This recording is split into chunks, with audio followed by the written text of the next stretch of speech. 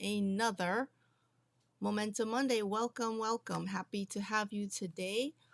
And we have an interesting topic, as always, on mental health awareness for entrepreneurs and thinking patterns as they affect entrepreneurship. And so, this is Mental Health Awareness Week and month, and so a lot of people are discussing these topics. And in the podcast Supercharged with Emily, which we're launching, this is our topic today to really highlight this important feature for entrepreneurs. But before we dive in, I just want to invite you to remember to please subscribe and like on the channel at Supercharged Coach on YouTube. And so that helps us get the word out to more people. So today we're going to go right into this. And also, I invite you to follow us on Instagram at Supercharge Club. Okay, so I'm certainly looking forward to your feedback on this and as I discuss this topic today. So, again, welcome. My name is Emily McHugh, the Supercharged Coach, and today, guiding our businesses to build sustainable businesses while avoiding burnout. And that's one of the key things to supercharging. And today's topic on thinking patterns and mental health awareness is at the heart of this discussion on what it is to supercharge and what it is to protect your mental well-being and your health as an entrepreneur, your mental health, which is a very, very big deal for your longevity, for sustainability, for growth, for everything you can think of that makes sense for you as an entrepreneur. And so this is not a topic that we can relegate to a week or a month or any period of time where people may just feel like, okay, this is the time to think about it.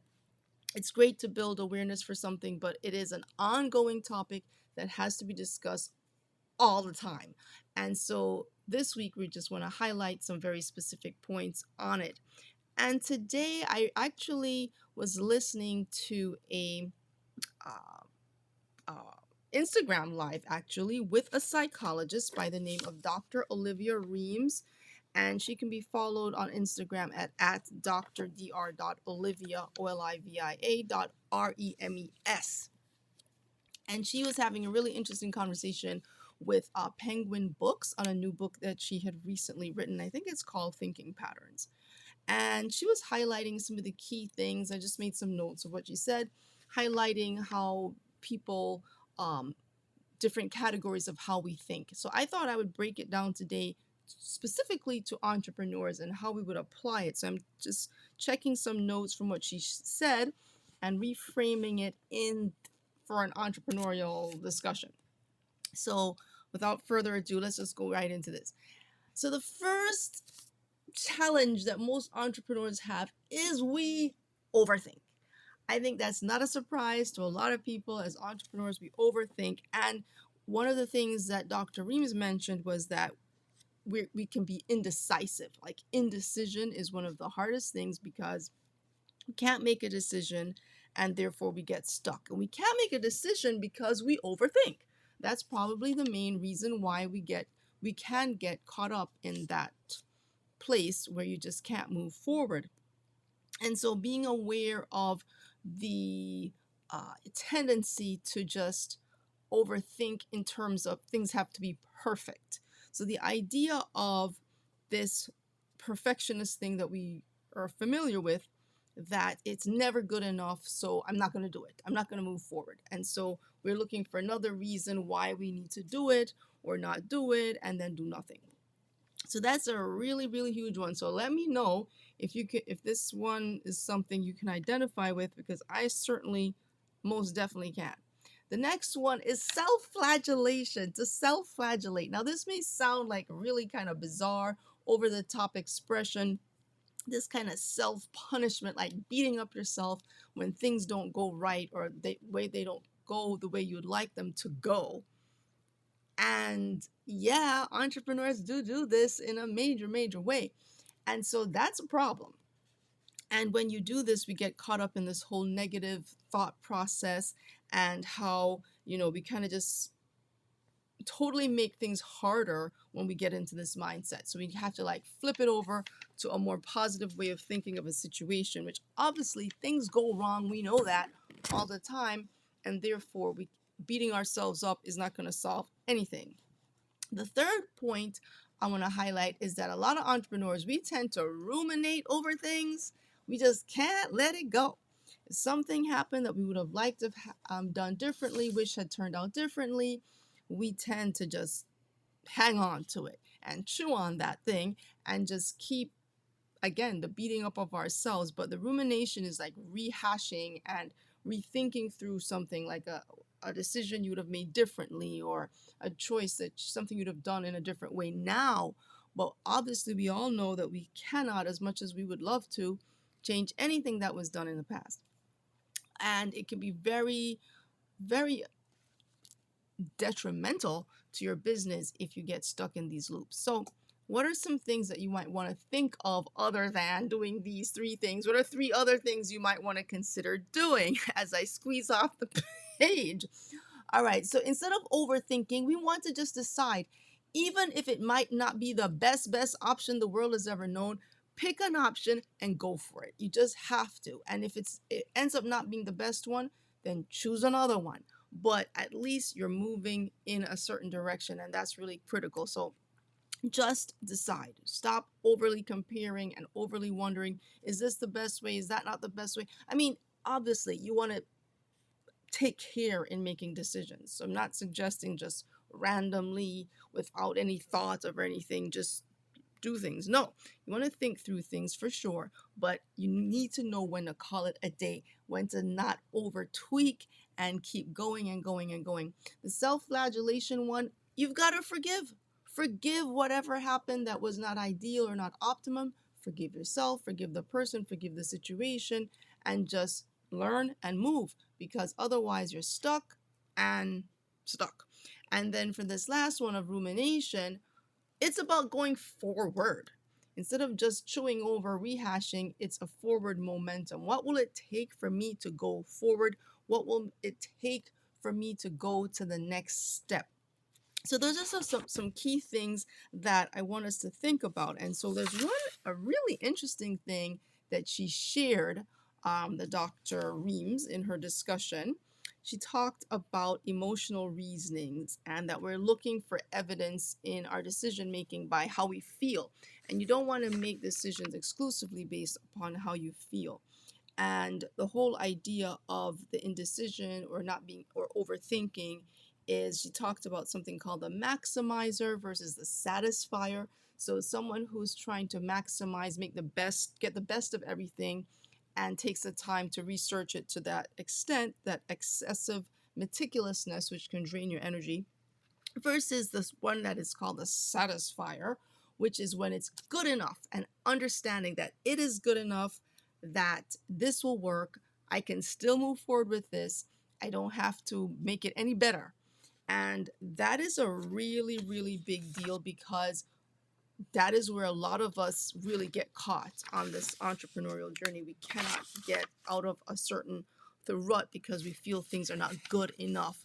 And you just have to get comfortable with good enough being good enough. As a matter of fact, she gave this quote by a gentleman, I think I have it, hope I have it correctly, G.K. Chesterton. He says, anything worth doing is worth doing badly the first time. I mean, for a perfectionist, that doesn't go over very well, but it's kind of true. You know that it will get better. It will not be perfect the first time, but it will get better. And as a result of that knowledge, you go for it. So that is really key.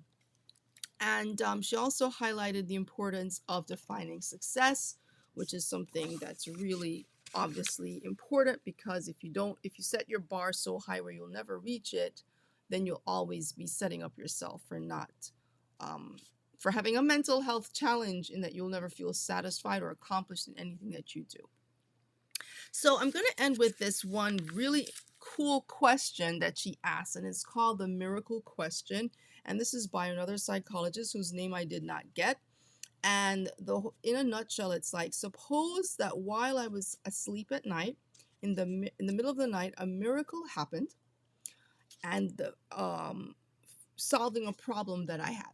So by the time I woke up the next day, this miracle took place and my problem is solved.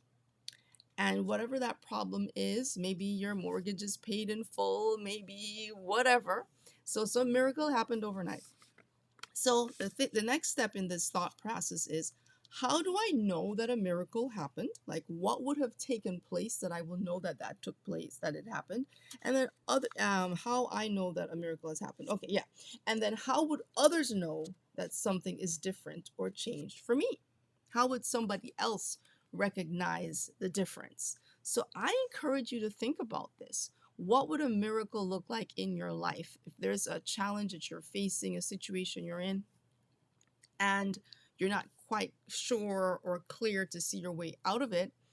What would the change look like? What would it feel like? And how would someone else recognize that in you? So I encourage you to give that a try as an exercise, as a next step, and as an implementation exercise to see what that means for you. And in taking care of your mental health, you have to step back and look at things. And this is one of the things in our Supercharged Club, that we walk through the steps of entrepreneurship so that you are not caught off guard, that you're not surprised. And a lot of problem with the mental health for entrepreneurs is they're not aware of all that's involved in the entrepreneurial journey, and they start on this road and they're like, uh-oh, uh-oh, uh-oh, I didn't realize that was there. I did not expect that.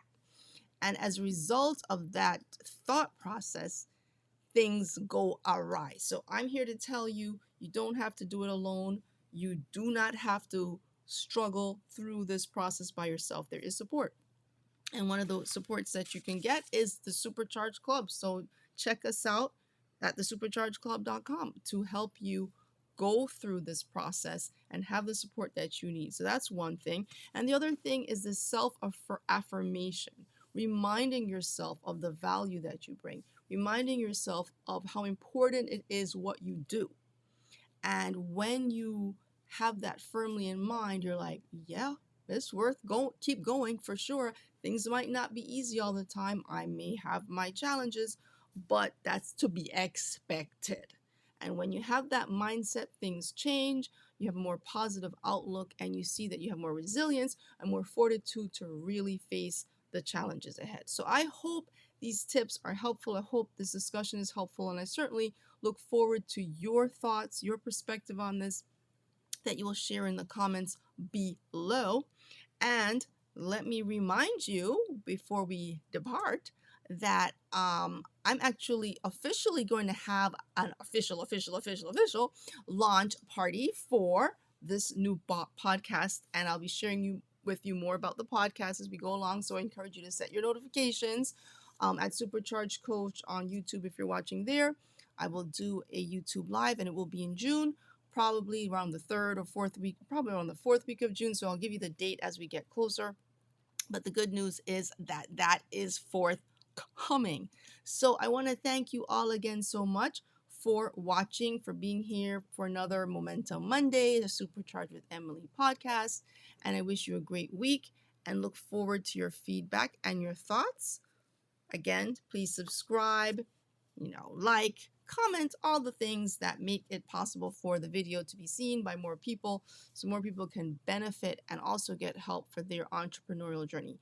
So until next time, I encourage you to stay supercharged, and thank you for being here. Have a great week ahead. Bye-bye.